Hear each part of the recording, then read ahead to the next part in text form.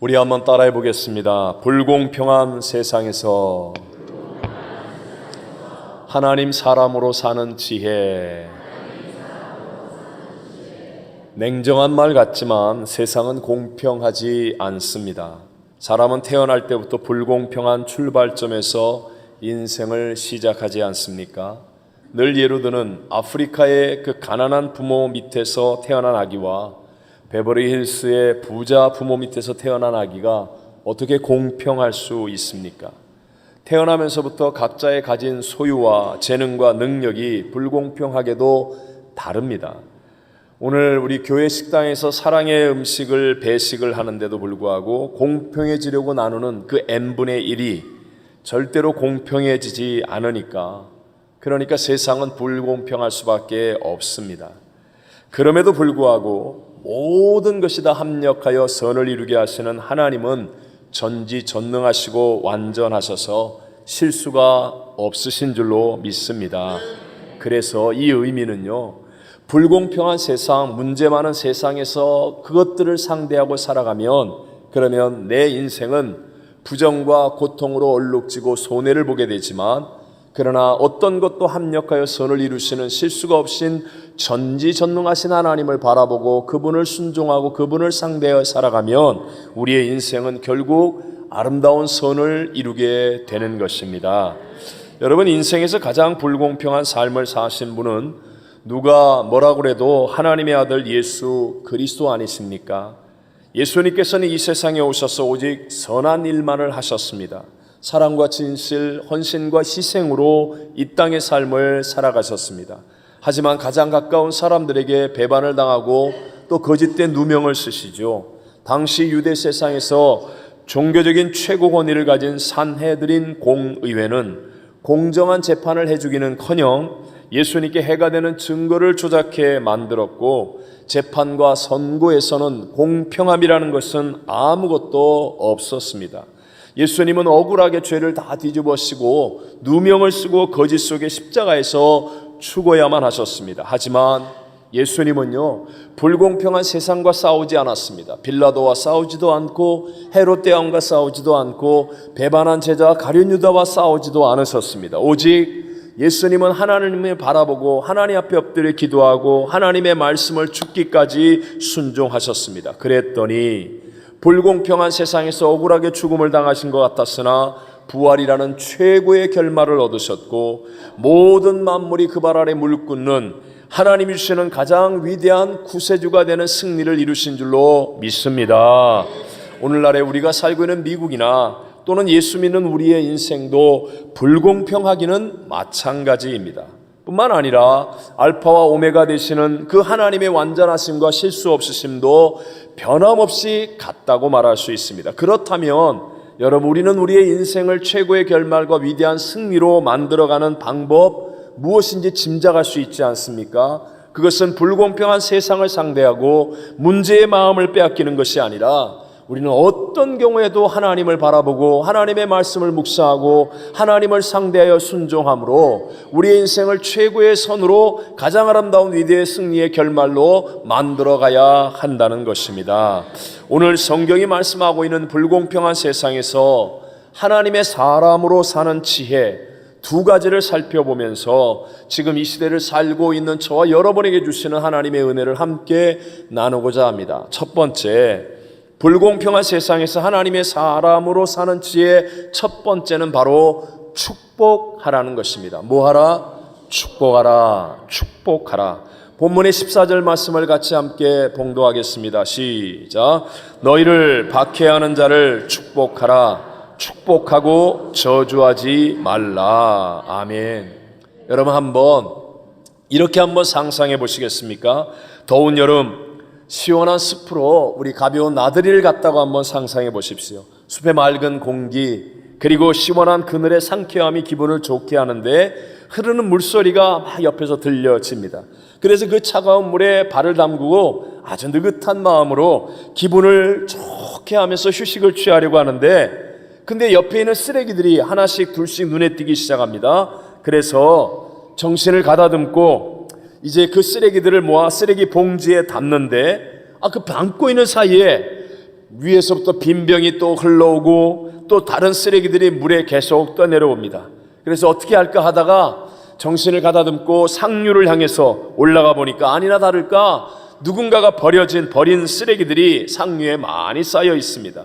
그것이 계곡을 타고 계속해서 하류 쪽으로 흘려 내려가고 있었던 것입니다. 만약에 여러분, 우리가 계곡을 깨끗하게 청소하기를 원한다면, 그렇다면 반드시 그 상류에 있는 쓰레기를 먼저 치워야 하지 않겠습니까? 우리의 인생도 마찬가지라는 것입니다. 저와 여러분의 삶의 현장에서는 계속하여 쓰레기들이 생겨나는데요, 정말 이 쓰레기들을 치우기를 원한다면 상류의 수원지와 같은 내 마음을 먼저 정결하게 하고 깨끗하게 해야 될 줄로 믿습니다. 잠언 4장 23절에 이렇게 말씀하죠. 시작. 모든 지킬 만한 것 중에 더욱 내 마음을 지키라. 생명의 근원이 이에서 남이니라. 아멘. 저와 여러분의 인생의 상류는 마음인데요, 이 마음이 하나님과 연결되어져서 하나님의 거룩함과 청결함이 내게 흐르게 되면, 그러면요 우리의 인생에 생기는, 삶의 현장에 생기는 쓰레기들이 사라지게 될 것이고 놀라운 축복의 물이 흐르는 복 있는 인생이 되어질 줄로 믿습니다. 예수 그리스도를 구세주로 믿는다는 것이 무엇입니까?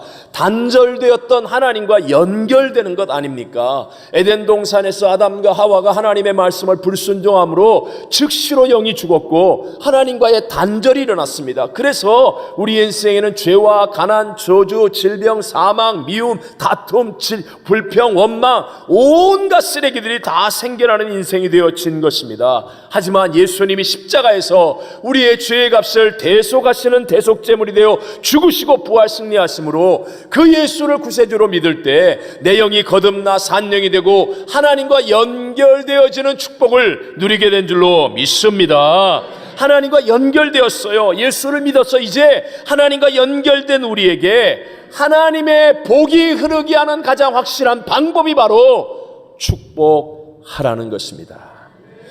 제가 늘 말씀드리지만 우리의 인생은 투트랙입니다.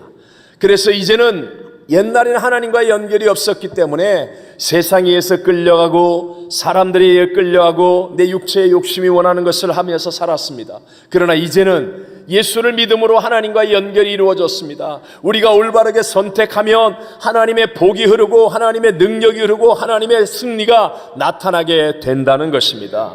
그래서 베드로전서 3장 9절에 이렇게 말씀합니다. 시작. 악을 악으로 욕을 욕으로 갚지 말고 도리어 복을 빌라. 이를 위하여 너희가 부르심을 받았으니 이는 복을 이어받게 하려 하심이라. 아멘. 예수 믿고 난 다음에 바보라서 악을 악으로 갚지 않고 욕을 욕으로 갚지 말라는 게 아니에요. 예수 믿고 난 다음에는 세상보다 크신 하나님, 문제보다 크신 하나님, 대적보다 크신 하나님과 연결이 이루어졌기 때문에 이제 내가 축복하는 사람이 되어지면 하나님께로부터 부어지는 은혜와 복이 흐르게 되어서 모든 문제를 이기고 새 역사를 만들게 되는 줄로 믿습니다. 마치 쓴물이 단물로 바뀌어진 마라의 샘처럼 예수님의 십자가의 은혜로 말미암아 우리의 근원에 하나님의 생명의 물, 축복의 물이 흐르게 되었다는 것입니다. 인생의 투트랙 가운데서 내가 이것을 선택하는 것입니다. 바뀌어진 생수의 물을 마시고 하나님의 복이 흘러 넘쳐나는 삶이 되겠다라고 결단하는 것이 우리의 선택이고, 그래서 우리가 그렇게 행할 때 축복하는 사람이 되어지면 바로 하나님의 복과 은혜가 우리의 삶을 가득히 채우게 될 줄로 믿습니다. 야고보서 3장 10절 11절에 이렇게 말씀하죠. 시작. 한 입에서 찬송과 저주가 나오는도다. 내 형제들아, 이것이 마땅하지 아니하니라. 샘이 한 구멍으로 어찌 단물과 쓴물을 내겠느냐. 아멘. 우리에게 투트랙인데요, 우리가 정신을 안 차리고 아차 하면 그냥 문제의 마음을 빼앗기고, 그래서 나의 옛사람으로부터 쓴물이 또 흘러나와서 쓰레기들이 나타나기 시작합니다. 그러나 항상 정신을 차리고 어떤 문제보다 크시고 대적보다 크신 모든 것으로 합력하여 선을 이루시는 하나님께 시선을 초점을 맞추고 하나님의 음성을 듣고 하나님을 바라보고 하나님을 상대하면 그러면 우리의 삶 속에서 하나님이 주시는 축복의 물이 흐르게 된다는 것입니다. 이렇게 할 수 있는 방법이 무엇입니까? 그것이 바로 축복하라는 것입니다. 우리 가정에서도 가까이 지내는 부부 사이를 보면 때로는 원수보다도 더 못할 때 있잖아요. 그럴 때도 우리가 하나님의 역사로 승리를 체험하려면 내 힘으로는 아무리 결심하고 잘해주려고 해도 안 되는데, 근데 하나님의 역사로 승리하려면 어떻게 합니까? 축복하라는 거예요. 축복하라는 거예요. 믿음 좋은 한 집사님이 결혼하기 전에 남편감이 된 이분을 만나 변화된 그 간증을 하셨습니다. 이 여자 집사님이 이제 그러니까 결혼해서 지금은 여자 집사님이 된 거죠. 자기가 만난 남편이 어떤 분이냐, 어려서부터 부모에게 매를 맞고 자랐다고 합니다. 공부도 곧잘 했는데 1등을 못하고 2등만 해도 막 부모가 이 저주를 퍼붓고 매를 맞기까지 하면서 학대 속에서 자라났다고 합니다. 그러니까 나중에는 머리는 똑똑하고 뭐 이렇게 능력은 있는데 그런 것을 못 견뎌서, 그래서 자기의 생을 비관하면서 젊었을 때는 조직폭력배에 깡패 두목까지도 할 정도로 그렇게 난폭한 삶을 살았다는 거예요. 다행스럽게 이 여자분을 만나게 되었고요. 그래서 믿음 안에서 어떤 믿음을 약속하고 결혼까지 골인을 했습니다. 정말 이 여자분의 믿음이 너무 성실하고 좋았기 때문에 이 남자분도 자기가 사랑하는 이 아내를 따라 이제 여자 집사님이 되신 분이죠. 그분과 함께 신앙생활을 하게 됐고 교회에서 집사까지도 받게 되었습니다. 그런데 문제는요, 평소에는 참 괜찮은데 한 번 수가 틀려서 욱하면 그러면 그냥 막 말과 행동이 고약한 게 다 나온다는 거예요. 그래서 막 온 교회가 창피해지고 그냥 뭐 하나님 영광은 다 가리게 되고 많은 사람을 실족게 하고 이런 일들이 몇 번을 있었었어요.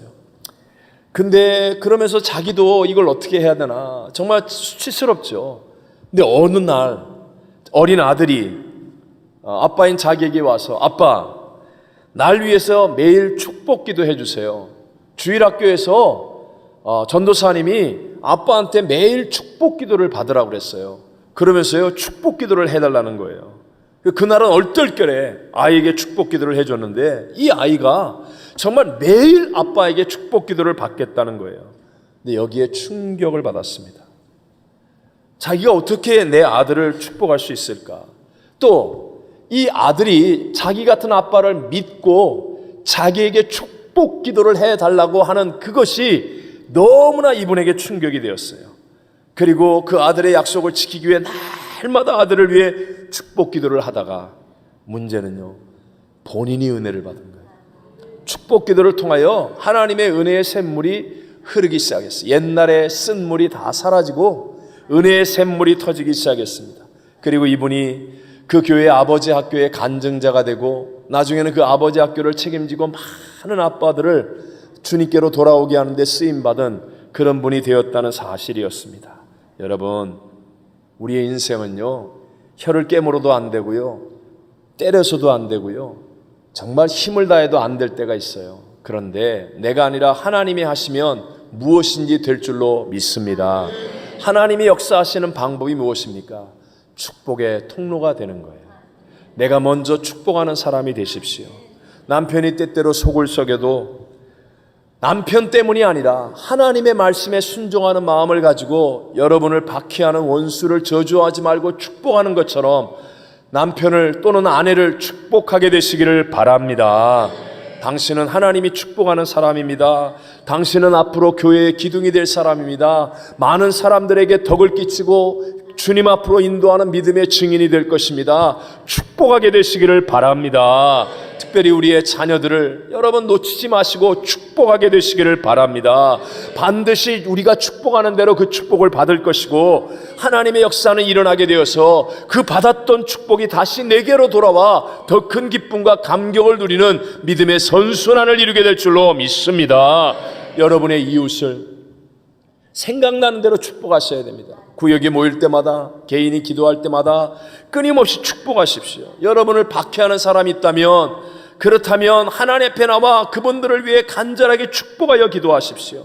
여러분에게 저주의 쓴물이 생기지 않도록 먼저 하나님 앞에 나와 간절히 축복하여 기도하면 문제보다 크시고 대적보다 크신 하나님의 은혜가 나를 사로잡을 것이고, 그래서 내 영혼이 잘된 같이 내가 범사에 잘되고 강건해지고 생명을 얻되 더 풍성히 얻는 하나님의 역사가 나의 삶을 통해서 나타나게 되고 하나님의 영광이 가득한 승리자가 되어질 줄로 믿습니다. 두 번째로, 불공평한 세상에서 하나님의 사람으로 사는 지혜, 두 번째는 공감하라는 것입니다. 뭐 하라?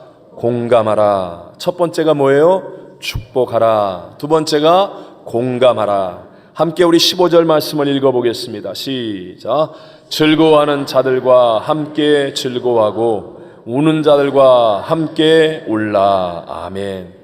즐거워하는 자들을 바라보며 배 아파하지 말고, 우는 자들을 바라보며 나와 상관없다고 외면하지 말고 함께 하라는 거예요. 공감하라는 것입니다. 오헨리라는 사람이 쓴 단편소설 강도와 신경통이라는 책에 나온 이야기 한 대목입니다.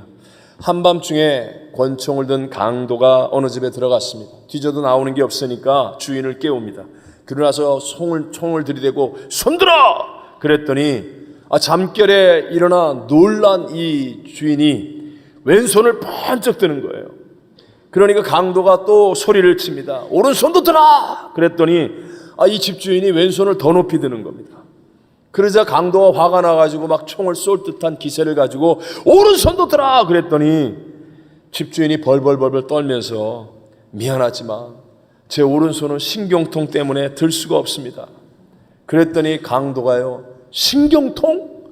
그런 눈이 동그래지는 거예요. 그러면서 그 책에 있는 말 그대로, 젠장, 나도 신경통 때문에 이 짓 하고 있는데. 강도 역시 오른손 신경통이 너무 심해서 일자리도 잃어버리고 할 일이 없어서, 그래서 어쩔 수 없이 권총을 쏴서 강도짓을 하고 있는 것이었습니다. 두 사람이 신경통이라는 말에 공감대가 이루어졌습니다. 그래서 강도는 물건을 빼앗으려고 왔던 자신의 목적을 잊고 신경통 이야기를 하기 시작합니다.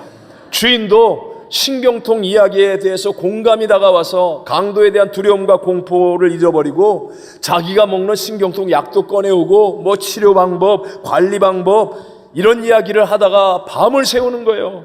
그러다가 새벽녘이 다가오니까 사이좋게 헤어졌다는 것입니다. 여러분, 유명한 소설이지만 서로의 아픔을 공감하고 나누는 현장에 사랑과 이해가 있다라는 것입니다. 오늘날 세상이 주는 얕은 지혜, 잔머리에 속하는 지혜는요, 이기주의입니다. 공감이 아니라 나만 편하면 된다는 거예요. 너 상관 안 쓰고 나만 편하면 돼, 나만 안전하면 돼, 나만 살면 돼. 요즘 세상을 보십시오. 함께하는 공동체는 사라지잖아요. 혼자 있는 것이 좋아요. 혼자 밥 먹어서 혼밥, 혼자 여행하는, 혼자 뭐하고 다 혼자. 요즘은요, 혼자 있는 게 더 재밌다니까요. 그래서 젊은이들이 교회를 안 나오려고 하는 이유가 혼자가 더 재밌다니까요. 그러니까 사람들 많이 모이는 데는 귀찮다는 거예요. 힘들다는 겁니다. 공감 능력이 없어지는 거예요. 그러니까 인물이 안 나오는 것입니다. 원수마귀에 그냥 밥이 되어져 버리고 마는 것입니다. 하지만 하나님께서 이 마지막 세상을 이길 수 있도록 주시는 지혜는 무엇입니까? 그 지혜는요, 이기주의가 아니라 공감 능력이라는 것입니다. 공감은 타인과 함께 감정을 나누고 함께 고통을 느낄 수 있는 능력이 공감 능력입니다. 외람되지만 이번 동유럽 한인 선교사 대회는 시차, 또 여행, 어떤 스케줄 또는 집회와 강의, 또 환경 이런 면에서 사실 정말 힘들었습니다. 아프리카보다 몇 배나 더 힘들었던 것 같아요. 그런데도 하나님의 큰 은혜를 누렸고 많은 깨달음을 얻었는데요. 또 어떤 열매와 보람도 충만했던 대회라고 생각합니다. 이 대회가 24년 동안 계속된 그런 아주 나름의 전통과 의미를 가지고 있는 대회입니다. 동유럽, 모케칼라메도 썼지만 제가 이름도 잘 모르는 나라들, 도시에서 사역하는 그런 분들이 참 400여 명이 모이시는 거예요. 그러니까 이분들이, 자녀들은 이 동유럽 선교사 대회가 그냥 정말 소망인 거예요, 소망. 그래서 자기의 베프, 그러니까 베스트 프렌드가, 절친이 다 이 수련회 때 만나는 이 다른 나라에서 사역하고 있는 분의 자녀들, 이런 관계들로 인하여서 너무나 소중한 그런 수련회였었습니다. 그런데 24년 동안 순복음 목사를 단 한 번도 주강사로 초청한 적이 없었어요. 그러니까 순복음 목사가 주강사로 왔으니까 어떤 면에서는 마음의 문이 열리지 않은 오래된 좀 이렇게 전통에 빠진 그런 분들도 많이 있었습니다. 그런데 정말 하나님이 주시는 은혜를 풍성히 나눌 수 있었던 이유는요, 제가 무슨 설교를 잘하고 대단한 능력이 있어서 그런 게 아니에요. 제게 주신 하나의 하나님의 선물, 은사가 공감 능력입니다. 공감 능력. 저는 그분들에게 가르치려고 하지 않습니다. 먼저 가르치려고 하지 않고요, 그냥 저도 선교사로 지내왔던 시간들이 있잖아요. 그래서 제가 넘어졌던 얘기, 실패했던 얘기, 선교사로서의 아픔, 그것을 함께 나누면서 공감하는 거예요. 그러면 공감을 하면요, 마음의 문이 열려지고 별거 아닌 내 얘기를 하는데 같이 울고 같이 웃고, 그리고 하나님의 말씀에 열려진 마음에 잘 받아들여서 아주 좋은 열매들을 맺게 되더라 하는 것입니다. 공감하는 곳에 사랑이 있고 공감하는 곳에 진짜 행복이 있다는 거 믿으시기 바랍니다. 부부가 함께 좋은 식당 다니고 좋은 차 타고 좋은 여행 다니면 그게 진짜입니까? 공감해야죠. 정말 공감할 수 있는 능력. 여러분, 우리가 이 공감 능력을 키우려면 어떻게 해야 하겠습니까? 오늘 본문에 보면 16절에 이렇게 말씀합니다. 다 같이 16절을 읽어봅니다. 시작. 서로 마음을 같이 하며 높은 데 마음을 두지 말고 도리어 낮은 데 처하며 스스로 지혜 있는 채 하지 말라. 아멘. 공감 능력을 위해서 꼭 필요한 것은요, 마음을 같이 하는 거예요. 그리고 자신의 마음을 낮추는 것입니다. 우리가 잘 알고 있는 성경에서 비중이 아주 큰 사건이 이스라엘 백성들이 출애굽하여서 광야를 지나 약속의 땅 가나안 땅에 들어가는 사건 아닙니까? 그런데 왜 하나님이 그토록 사랑하여서 애굽에서 10가지의 재앙과 홍해바다 갈라지는 엄청난 기적으로 건져낸 이스라엘 백성들이 광야에서 다 죽습니까? 왜 그 20세 이상의 사람들은 가나안 땅에 들어가지 못합니까? 광야가 힘들어서 망한 게 아니라 원망하다가 망했습니다. 원망이 뭔지 아십니까? 마음을 낮출 줄 모르는 게 원망입니다. 늘 애굽과 비교하면서 내가 애굽에서는 이것도 먹었고 저것도 먹었고 다 먹었는데, 그러면서 마음을 낮추지 못하는 거예요. 그러니까 늘 높은 마음을 가지고 남을 탓하게 되고, 그러니까 남의 책임만 보이는 겁니다. 남이 나를 돕지 않아서, 하나님이 역사하지 않아서 내가 이렇게 됐다는 식이고, 회복과 행복이 없어지는 거예요. 공감 능력이 사라져버리는 것입니다. 기억하셔야 됩니다. 자기를 낮출 줄 모르는 교만은 모든 하나님의 복을 막아버리고 인생을 쪼그라들게 만든다는 사실을 잊지 않게 되시기를 바랍니다. 여러분, 나만 맞고 나만 잘났고 나만 내가 하는 일은 중요하고 이렇게 나 중심의 이기적인 마음이 되어지면, 그러면요, 결국 높아진 마음 속에 다른 사람과의 공감이 사라져버리고, 그러면 하나님의 복이 내게 임하지 않는 거예요. 여러분이 눈을 들어 세상을 바라보십시오. 모든 물이 낮은 데로 모이듯이 모든 웃음과 기쁨과 행복은 낮은 곳에 임하고요, 하나님의 은혜도 낮아지는 곳에 임하는 것임을 믿으시기 바랍니다. 마음이 낮아져야 한다는 것은 단순한 권면이 아니라 이것은 하나님의 은혜와 복이 흐르는 하나님의 변하지 않은 영적인 법칙이라는 것입니다. 그런 의미에서 힘들지만 중요한 훈련이 무엇입니까? 다른 사람들과 같이 생활하는 공동체의 삶입니다. 교회 안에서는요, 끼리끼리 모이면 끝장납니다. 어찌하든지 다른 사람들을 배려하고 섬기고 돌아보며 모두가 함께 하려는 사람이 되어지면 거기에서 인물이 나오고 하나님의 지도자가 생겨나게 된다는 것입니다. 구역이 왜 중요합니까? 때로는 비호감의 사람이 있죠.